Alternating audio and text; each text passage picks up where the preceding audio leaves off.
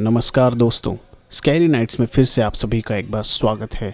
दोस्तों माफ़ी चाहूँगा, पिछले कुछ महीनों से हमने कोई स्टोरी नहीं डाली है, लेकिन दोस्तों हम फिर से वापस आ गए हैं इस बार एक नई कहानी के साथ। तो दोस्तों इस कहानी का नाम है क्या वो ख्वाब था या हकीकत। तो दोस्तों बिना वक्त ज़ाया करे मैं ये कहानी शुरू करता हूँ।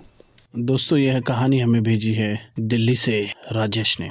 तो ये कहानी होगी उनकी ज़ुबानी। कभी कभी वो रात और वो मंजर याद आता है तो मेरा दिल दहल उठता है।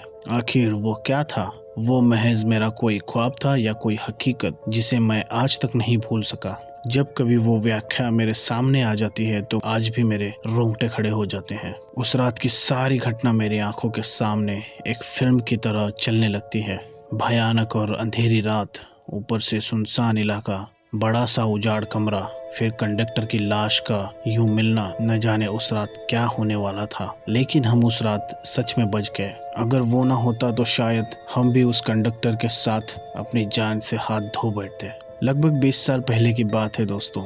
मैंने अपने परिवार के साथ जयपुर घूमने का कार्यक्रम बनाया था। बेटा बहुत दिनों से जिद कर रहा था कि पापा मुझे राजस्थान घूमना है, तो मैंने उसकी बात मानकर उसे घुमाने के लिए राजी हो गया। मैं, मेरी पत्नी रीमा और बेटा संयम घर से जयपुर के लिए रवाना हो गए। हमने 2 दिन में पूरा जयपुर घूम लिया, लेकिन मेरे पास अभी भी 2 दिन की छुट्टी बाकी थी। तो मैंने सोचा क्यों ना अजमेर शरीफ भी हो आते हैं। क्योंकि हमारी ये प्लानिंग अचानक हुई थी तो हमें जल्दबाजी में बस का सहारा लेना पड़ा। उस बस में और भी यात्री थे, खासकर बुजुर्गों की संख्या कुछ ज़्यादा ही थी उसमें। हमारे जैसी केवल एक ही फैमिली थी। क्योंकि बस भी थोड़ी उजाड़ सी थी, इसलिए उसमें शायद ज़्यादा यात्री नहीं बैठ पाएंगे। करीब रात के 8 बज चुके थे और मैं अपने गंतव्य की ओर रवाना हो गया। हम तीनों अपनी अपनी सीट पर बैठकर टेका लगाकर बैठ गए। संयम तो सो गया, लेकिन मुझे और रीमा को बीच बीच में हल्की हल्की झपकी सी आ जाती थी। एक तो वीरान और अनजानी सी जगह, ऊपर से उजाड़ बस में मुझे थोड़ा अटपटा लग रहा था। ड्राइवर को भी शायद बहुत जल्दी थी, इसलिए वो बस भी काफी तेजी से चला रहा था। अंदर से डर भी लग रहा था कि कहीं वो बस को कहीं ठोक न दे, क्योंकि अंधेरा काफी घना था। साथ में सुनसान सड़क के किनारे, जिन पर ना कोई घर दिख रहा था और ना ही सड़क, इक्का दुक्का वाहन ही दिखाई दे रही थी। साथ में बुजुर्गों ने ड्राइवर को टोका भी, कहा अरे बस की रफ्तार थोड़ा धीमी करो। कुछ समय तक तो उसने बस को धीमी रफ्तार से ही चलाया, लेकिन फिर कुछ देर के बाद उसने फिर से रफ्तार बढ़ा दी। एक बुजुर्ग ने फिर से उस ड्राइवर को टोका, तुम इतनी तेज क्यों चला रहे हो? हमने तुम्हें इतना मना करने के बावजूद भी तुम रफ्तार बढ़ा रहे हो।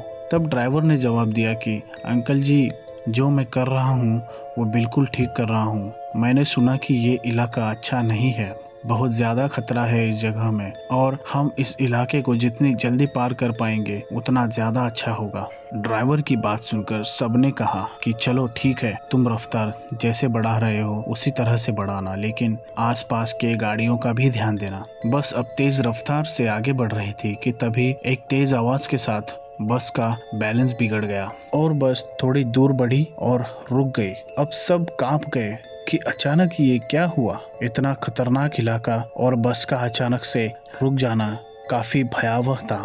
ड्राइवर ने अपनी टॉर्च जलाई, बस के नीचे उतरा और उसने देखा कि क्या बात है, बस को आखिर क्या हुआ है, वो रुकी क्यों है। कुछ देर के मुआयने के बाद उसे पता चला कि बस के पीछे की ओर दोनों पहिए पंचर हो चुके हैं और बस में एक्स्ट्रा पहिए भी नहीं है जिससे कि उसकी मरम्मत हो सके। अब क्या किया जाए? सभी सोच में पड़ गए।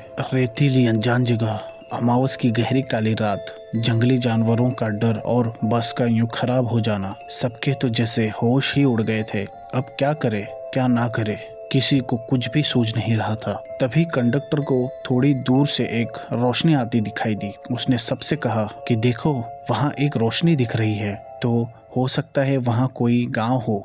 चलो सब वहाँ जाते हैं, शायद रात भर के लिए कोई सुरक्षित जगह मिल जाए। अब एक कोठरी भी मिल गई थी तो सब वहाँ एक साथ बैठकर रात गुजार ही सकते हैं। सब कंडक्टर की बातों में आकर सहमत हो गए।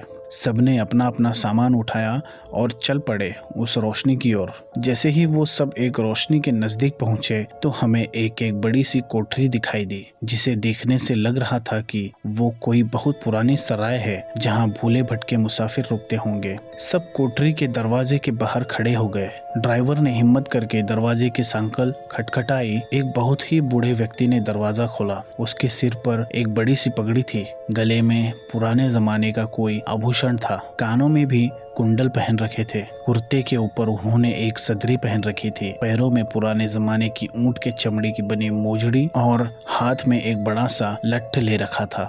वो और उनका पहनावा बहुत ही अजीब लग रहा था। तभी कंडक्टर ने बड़ी हिम्मत से कहा, ताऊ साहब, बस पंक्चर हो गई है। हम सबको रात गुजारने के लिए अगर आपकी कोठरी में थोड़ी जगह मिल जाती तो बड़ी मेहरबानी होती। उस कोठरी के मालिक बोले, डरने की ज़रूरत नहीं है। ये सराय तो मैंने भूले भटके मुसाफिरों की मदद करने के लिए ही बनाई है। मैं चौधरी सुमेर सिंह और हमारी घरवाली धन्नो ही मुसाफिरों का ख्याल रखते हैं। आप सब लोग भीतर पधारो, जो हम दोनों से बन पड़ेगा तो आपकी मदद करेंगे। कंडक्टर बोला, बहुत बहुत धन्यवाद ताऊ साहब, बड़ी मेहरबानी जो आप इस अनजान जगह में हमारी मदद करने के लिए राजी हो गए। तभी सुमेर सिंह बोले, इसमें धन्यवाद की क्या बात है, ये तो हमारा फर्ज है। हमारे को बहुत खुशी हुई जो आप लोग हमारे यहाँ पधारे। ये रहा पानी से भरा मटका, इस बड़ी सी डलिया में पूरियाँ रखी हैं और उस बड़ी सी बटलोही में आलू की तरकारी होगी। ये रहे पत्तल और आप सब अपना खाना परोस लीजिए। महिलाएं धन्नों के पास चली जाए और पुरुष मेरे साथ आ जाएं। जल्दी से सब खाना खा लो और जिसे बाहर का काम निपटाना हो वो निपटा कर आ जाए, क्योंकि 12 बजे के बाद कोई भी बाहर नहीं निकलेगा और ना मैं किसी को बाहर निकलने दूंगा और कोई भी इसका कारण नहीं पूछेगा। सबके पास अपनी अपनी हाथ घड़ी होगी, समय के अनुसार काम करके सोने के लिए लेट जाएं। ये रहे कंबल, सब बिछा लो। हम सब ने चौधरी सुमेर सिंह की सारी हिदायतों के अनुसार काम किया और कंबल बिछाकर लेट गए। जिनके पास अपने अपने शॉल थे,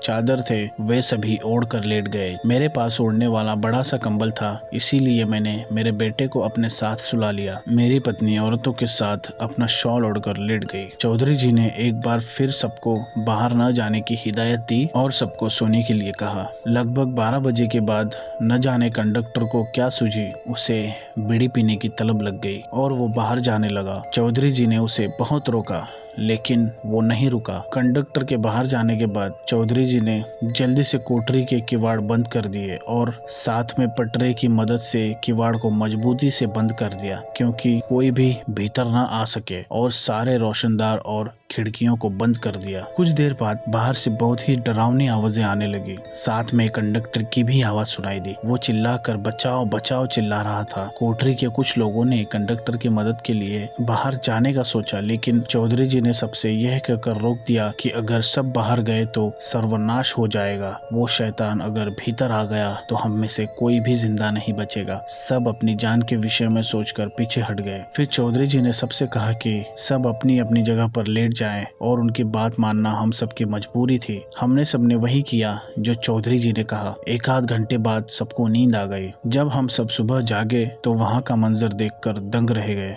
हम सब रेत पर लेटे थे और वहाँ से कोठरी गायब थी। केवल हम लोगों का सामान ही पड़ा हुआ था। वहाँ 2 समाधियां बनी थी जिन पर चौधरी सुमेर सिंह और धन्नो सिंह लिखा हुआ था। हम सब यह देखकर हैरान थे। आखिर रात को जो हुआ था वो क्या ख्वाब था या हकीकत? तभी वहाँ से एक चरवाहा अपने भेड़ों के साथ निकला। उसको हम लोगों ने रात की सारी बात बताई तो उसने बताया कि यहाँ पर बहुत समय पहले एक सराय हुआ करती थी जिसकी रखवाली चौधरी सुमेर सिंह और उसकी पत्नी धन्नो सिंह किया करते थे, और उन दोनों के स्वर्गवास के बाद आज भी उनकी आत्माएं भटके हुए मुसाफिर की मदद करने आती हैं। इस इलाके में बहुत शैतानी आत्माएं रहती हैं जो लोगों का कत्ल कर देती हैं, लेकिन सुमेर सिंह और उनकी पत्नी अच्छी आत्माएं हैं, इसलिए वो लोगों की मदद करती है। ये सब कहकर चरवाहा वहाँ से चला गया, लेकिन हम सबके मुंह और आंखें खुली की खुली रह गई। फिर हम सब ने अपना अपना सामान उठाया और बस की ओर आ गए। वहाँ देखा तो कंडक्टर की लाश लहूलुहान पड़ी हुई थी। वो देखकर हम सबका दिल दहल गया। थोड़ी देर के इंतजार के बाद वहाँ से एक दूसरी बस गुजर रही थी तो हम सब उसमें बैठकर गंतव्य को रवाना हो गए।